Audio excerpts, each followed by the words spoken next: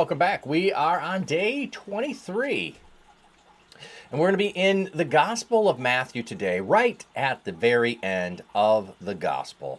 Matthew 28, verses 16 through 20. Then the 11 disciples went to Galilee, to the mountain where Jesus had told them to go.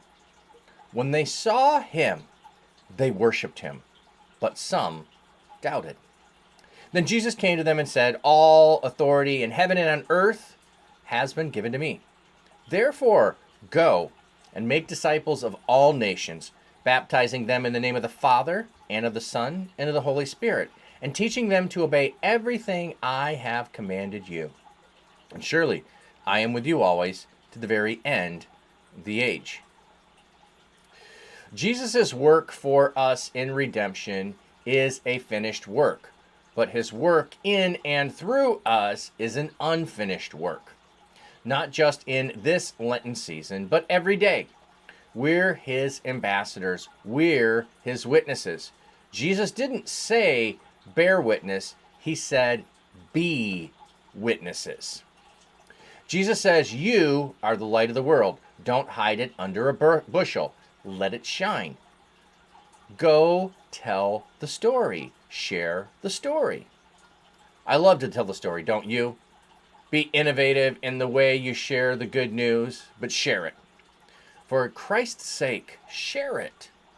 Evangelism in the New Testament was not a weekend seminar.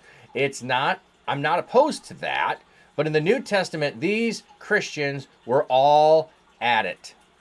And they were always at it. Why? Because they had seen Jesus. They knew he was alive. Think about what the early church did. They had no bullets, no microphones. No bulletins, no microphones, no PowerPoint, no church building. But they turned the world upside down and inside out for Jesus. They did so much with so little. We do so little with so much. Jesus says that we are to do business until he comes. If you're not dead, you're not done. And when he comes, I want to be found faithfully serving, and I hope that you do too. And our devotion today was from Reverend Mark Volkers. The 11, just the 11, they're there. They worship. Now, we could go into a side on that, which is kind of fun, but some doubted. They see Jesus alive and they have doubts. I think doubt and fear is what gets in the way of what many of us want to do, hope to do, feel compelled to do, and then fail to do. We doubt. So what does Jesus tell them when facing the doubt? Will this work? Can we do it? What happens next? All authority in heaven and earth has been given to me. Those are his comforting words. All authority on heaven and on earth has been given to me. In heaven, the heavenly realm, the spirit realm, the realm that we can't see, the power, the principalities, all that stuff.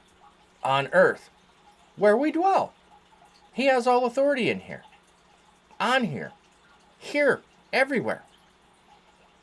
So, I like doing this. Reading it the way it doesn't say, because we often act as if it says something different. So, bear with me if this grates against you, but let it do that if it does.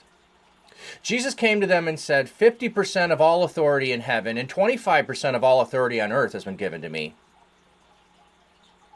Really?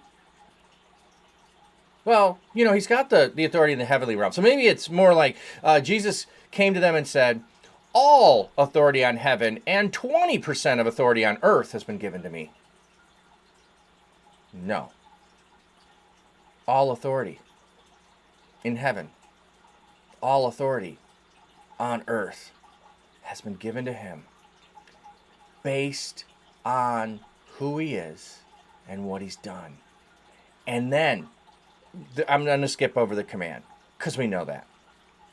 He says at the end, again, a second voice of reassurance. and surely I am with you always to the very end of the age. He didn't say, I am with you on Sundays. I am with you in your church building. I am with you on the Sabbath day. I am with you always. Not just in your waking hours, not just after work hours. I'm with you always. From the rising of the sun to the setting of the sun, from the setting of the sun to the rising of the sun, Christ is with us always, with his authority. So whatever we do, bringing the message of the story of who Jesus is and worshiping him and making disciples and teaching, we're to do that of all nations and to go and do that. Isn't that exciting? Isn't that exciting?